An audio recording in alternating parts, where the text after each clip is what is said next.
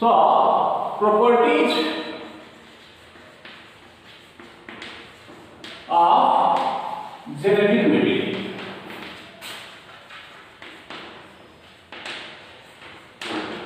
A genetic material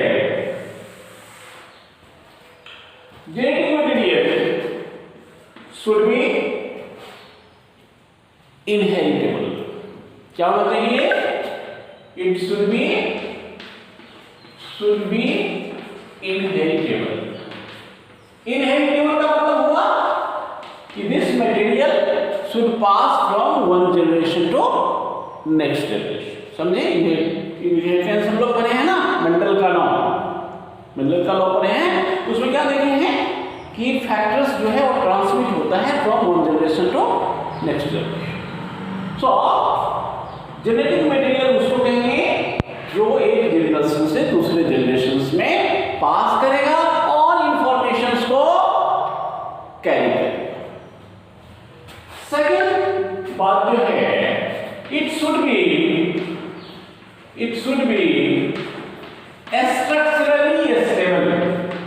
structurally stable. ठीक है? It should be structurally stable and should carry information with them. Information inheritable में यहाँ तक कहे हैं information with them. दूसरी प्रॉपर्टी आप समझिए कि ये स्टेबल होना चाहिए. Stability is also one of the properties. But adamant नहीं होना चाहिए. मतलब स्ट्रक्चरली स्टेबल है. इट मीन्स फ्रीक्वेंट चेंजेस इसमें नहीं होना चाहिए. But there must be a chance to get modified. Means it must be mutable. ठीक है? It should be mutable. मतलब it should undergo mutation.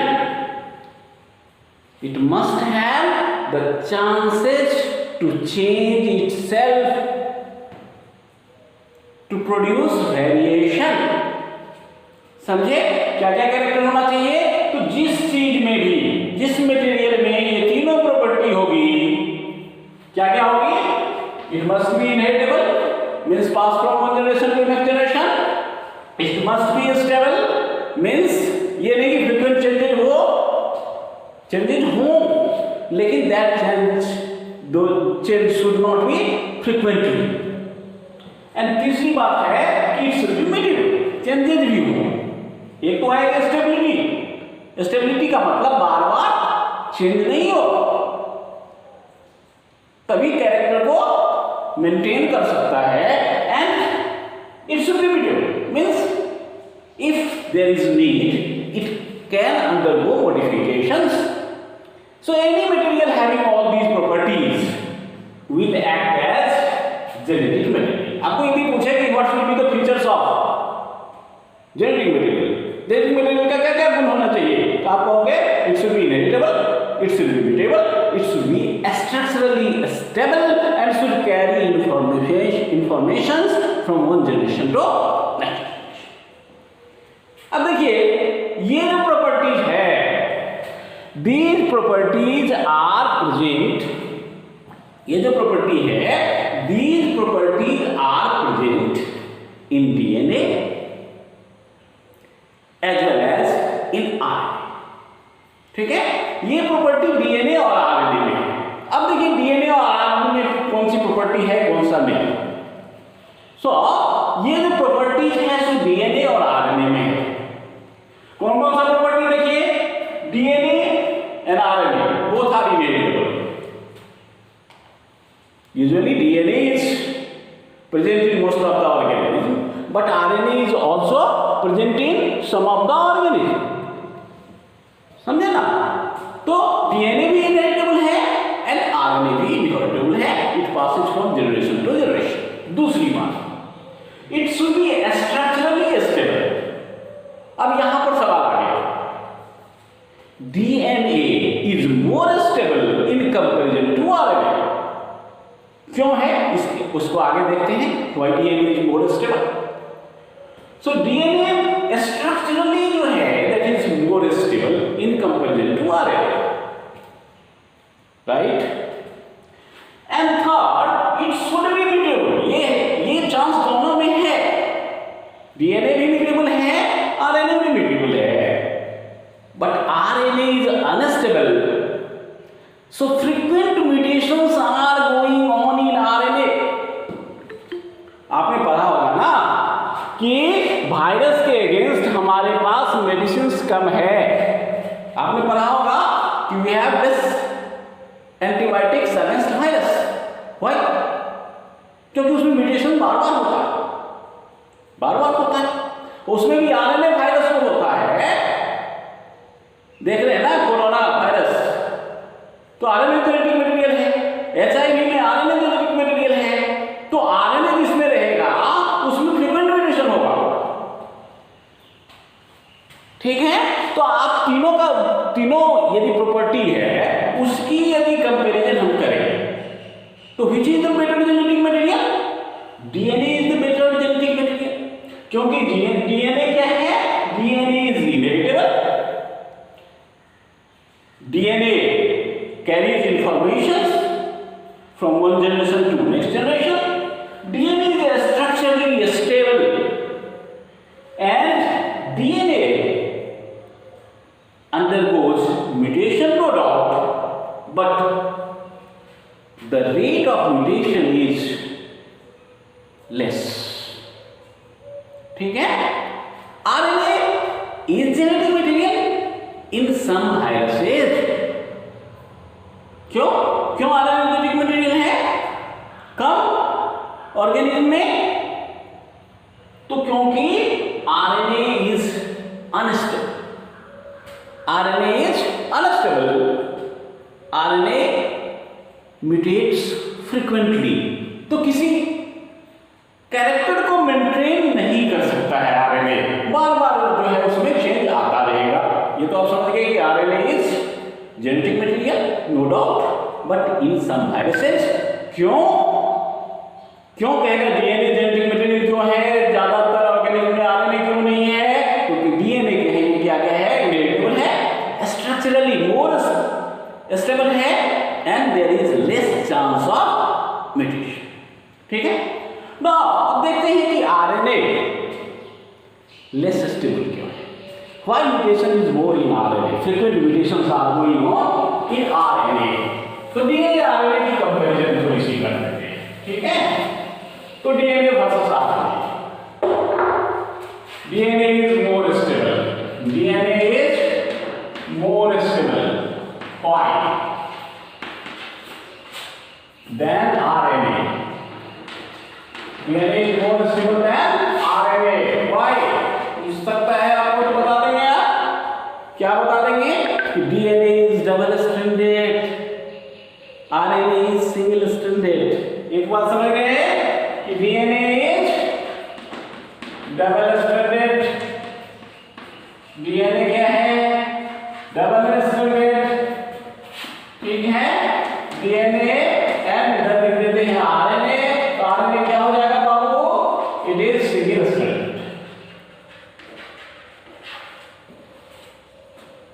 ठीक है। दूसरी बात, डीएनए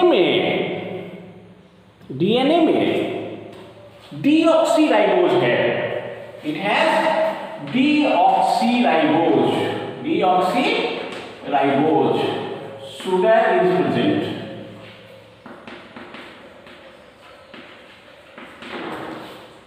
इन दिस केस क्या है?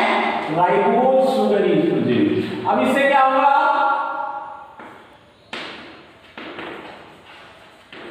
आरएनए में कौन सा शुगर हो गया बाबू?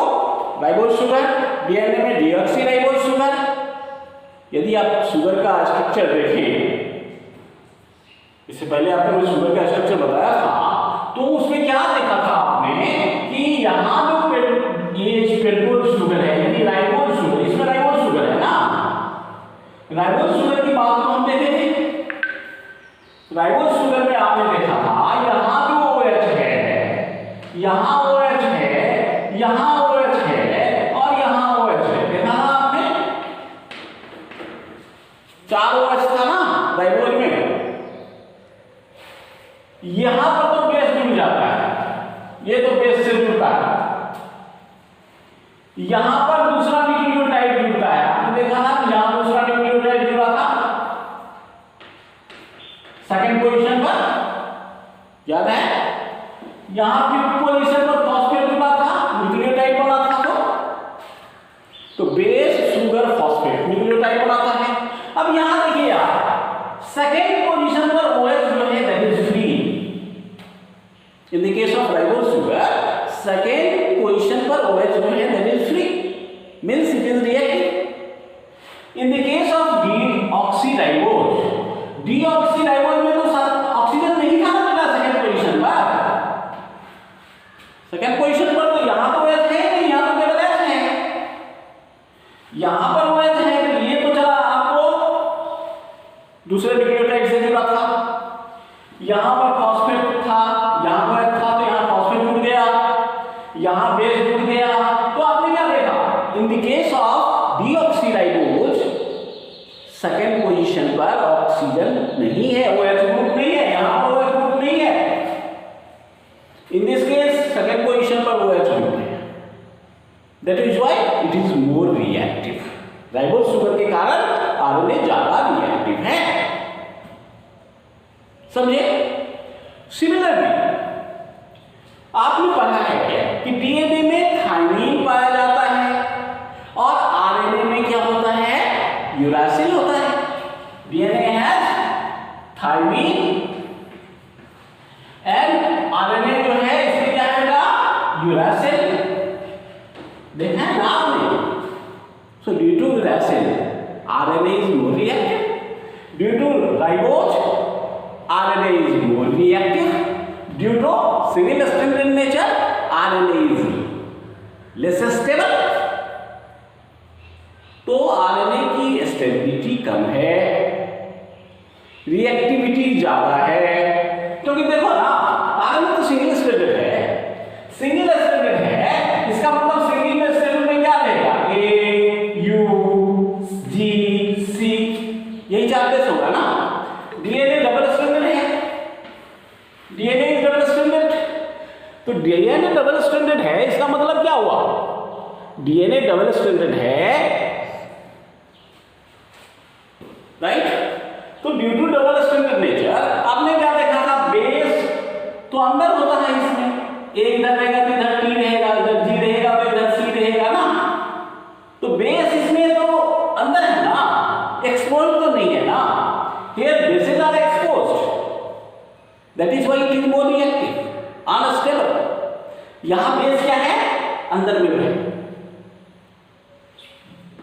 शुगर और फॉस्फेट बताया था ना, बैकबोन बनाता है ना, और बेस अंदर को प्रोजेक्ट करता है। Bases are not exposed in the case of DNA, bases are exposed in the case of RNA, okay. And one more thing that is very important, DNA never acts as an enzyme, DNA कभी enzyme का काम नहीं कर सकता। RNA may act as enzyme, RNA enzyme का काम करता है। आपने पढ़ा है कि enzymes are proteins, enzymes are proteins पढ़ा है ना, ठीक बात है, गलत बात तो नहीं है। बट यदि आपको यह पूछे कि क्या कोई ऐसा मॉलिक्यूल है जो प्रोटीन नहीं है और एंजाइम का काम करता है, तो आप क्या कहेंगे, yes, RNA. RNA acts as ribozyme, ठीक है। तो आरएनए क्या करता है, राइबोजाइम का काम करता है, एंजाइम का काम करता है। एंड आप जानते हैं enzymes are biocatalyst, DNA never acts as an enzyme, that is why RNA is less stable, DNA is more stable.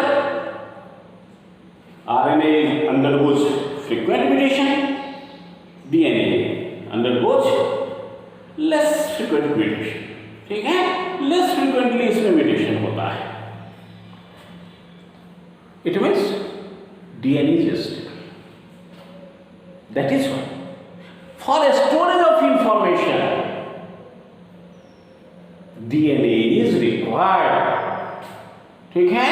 तो स्टोरेज के लिए DNA is the best genetic material, but यदि इंफॉर्मेशन को ट्रांसफर करना है then RNA is best. Means DNA protein नहीं बना सकता, डीएनए में प्रोटीन की को बनाने के मैसेज तो होते हैं, तो डीएनए क्या है, डीएनए इज फॉर स्टोरेज, ठीक है, DNA is best for storage and RNA is best for transmission of information. तो आपने पढ़ा होगा, क्या पढ़ा है कि डीएनए का क्या होता है, ट्रांसक्रिप्शन। डीएनए का क्या होता है बेटा, ट्रांसक्रिप्शन होता है। तो बनता क्या है, आरएनए बनता है, और आरएनए से क्या होता है, इसका ट्रांसलेशन होता है। तो बनता क्या है, प्रोटीन बनता है। डीएनए डायरेक्ट प्रोटीन नहीं बनाता, डीएनए जेनेटिक मटेरियल, आपने देखा डीएनए जेनेटिक मटेरियल है, ह्यूमन जेनेटिक मटेरियल है। कारण भी आपको बताया कि DNA is more stable, that is why DNA is the genetic material for storage of information, for expression of information. Express करना होगा जब भी डीएनए को, तो डीएनए बनाएगा आरएनए और आरएनए बनाएगा प्रोटीन। डीएनए अपनी कॉपी भी बना सकता है, डीएनए अपनी कॉपी भी बना सकता है। तो डीएनए यदि अपनी कॉपी बनाता है, यानी डीएनए से यदि डीएनए बनता है, the process is called replication. क्या कहेंगे इसको बेटा, डीएनए से डीएनए बनता है तो इसको कहेंगे रेप्लिकेशन। डीएनए से आरएनए बनता है, इसको कहेंगे ट्रांसक्रिप्शन। एंड आरएनए से प्रोटीन बनेगा, द प्रोसेस इज ट्रांसलेशन।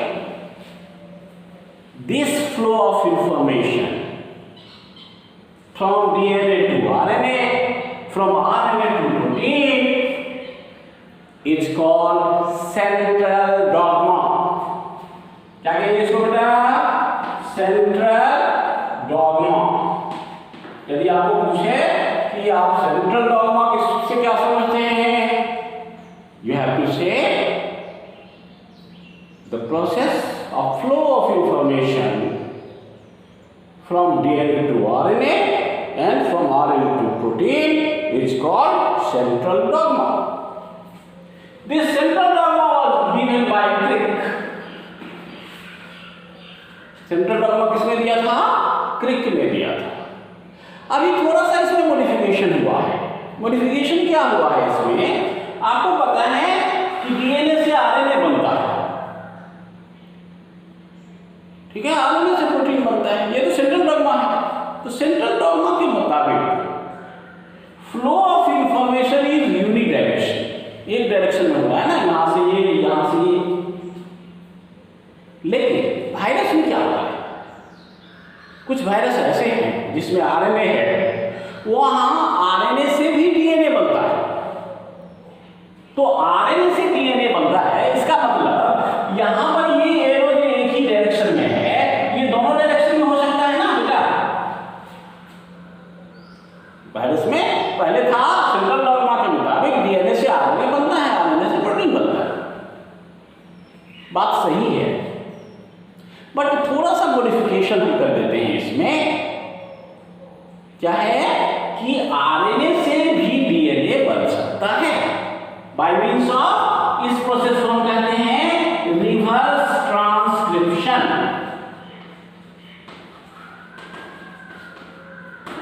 ठीक है, the process by which RNA gives rise to DNA is called reverse transcription. ठीक है, तो बहुत ही इंपॉर्टेंट बात आपको मैंने बताया कि क्या क्या प्रॉपर्टी किसी सब्सटेंस में होगी तो उसको जेनेटिक मटेरियल कहेंगे। 3 प्रॉपर्टी मैं बताया आपको, इनहेरिटेबल होना चाहिए, इंफॉर्मेशन को एक जनरेशन से दूसरे जनरेशन में कैरी करना चाहिए, स्टेबल होना चाहिए और म्यूटेशन के भी चांसेस उसमें होने चाहिए। और ये प्रॉपर्टी प्रेजेंट है किसमें? डीएनए और आरएनए में, लेकिन आरएनए लेस स्टेबल है, म्यूटेशन ज्यादा होता है, इसलिए बेस्ट जेनेटिक मटेरियल जो है for information that is DNA. ठीक है, best genetic material for information is DNA. अब एक सवाल उठता है, यदि आपको ये पूछे कि पहले कौन बना,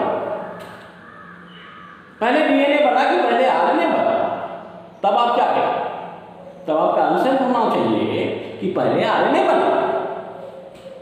world evolved around RNA, world पहले आरएनए बना, ये आप कैसे कर सकते हैं? तो आपको एक प्रॉपर्टी मैंने बताया कि आरएनए एंजाइम का काम भी करता है और बिना कोई एंजाइम का कोई बायोकेमिकल रिएक्शन नहीं होता, समझे ना? तो आरएनए पहले इवॉल्व हुआ क्योंकि उसमें एंजाइमेटिक प्रॉपर्टी है, वह मेटाबॉलिक रिएक्शंस कैरी आउट कर सकता है। डीएनए में एंजाइमेटिक प्रॉपर्टी नहीं है, वह मेटाबॉलिक रिएक्शंस कैरी नहीं कर सकता है, वह इंफॉर्मेटिव नहीं है। अभी आपको कहा था कि DNA is best for storage, RNA is needed for flow of information. That is why RNA evolved earlier than DNA and DNA formation was the demand of the day due to unstability of RNA. यदि RNA unstable नहीं होता तो DNA की जरूरत नहीं थी, लेकिन RNA unstable है, म्यूटेशन फास्टर होता है और फास्टर म्यूटेशन यानी वेरिएशन यदि ज्यादा फास्ट होगा तो नेचर उसको एक्सेप्ट नहीं करेगा, इवोल्यूशन नहीं होगा। That is why DNA was formed. और डीएनए में क्या है, थोड़ा सा देखिए आप, आरएनए में मॉडिफिकेशन हो गया, मतलब 2 स्ट्रैंड एक साथ मिल गया, नहीं हुआ ना? और आरएनए में यूरेसिल है तो थायमिन उसके बदले रिप्लेस हो गया, डीएनए में थायमिन हो गया, and DNA is more stable. ठीक है, तो यदि आपको ये सवाल पूछे कि कौन पहले इवॉल्व हुआ तो आप कहेंगे आरएनए। क्यों हुआ? तो बताएंगे आप कि आरएनए में एंजाइमेटिक प्रॉपर्टी है और वह मेटाबॉलिक रिएक्शंस कैरी आउट कर सकता है। ठीक है, आरएनए में भी वेरिएशन होता है, आरएनए भी इनहेरिटेबल है, सारे प्रॉपर्टी उसमें हैं जो एक जेनेटिक मटेरियल में होना चाहिए। तब डीएनए क्यों बना? तो कहेंगे ड्यू टू अनस्टेबिलिटी आर। ठीक है, तो I think it is clear now. अब हम देखेंगे, आगे भी चलेंगे, कैसे ये प्रूव हो गया कि हाँ डीएनए ही कॉमन जेनेटिक मटेरियल है। अभी हमने कहा कि डीएनए जेनेटिक मटेरियल है, कैसे प्रूव हुआ? ठीक है, how was it proved that DNA is the common genetic material? अब हम इस पर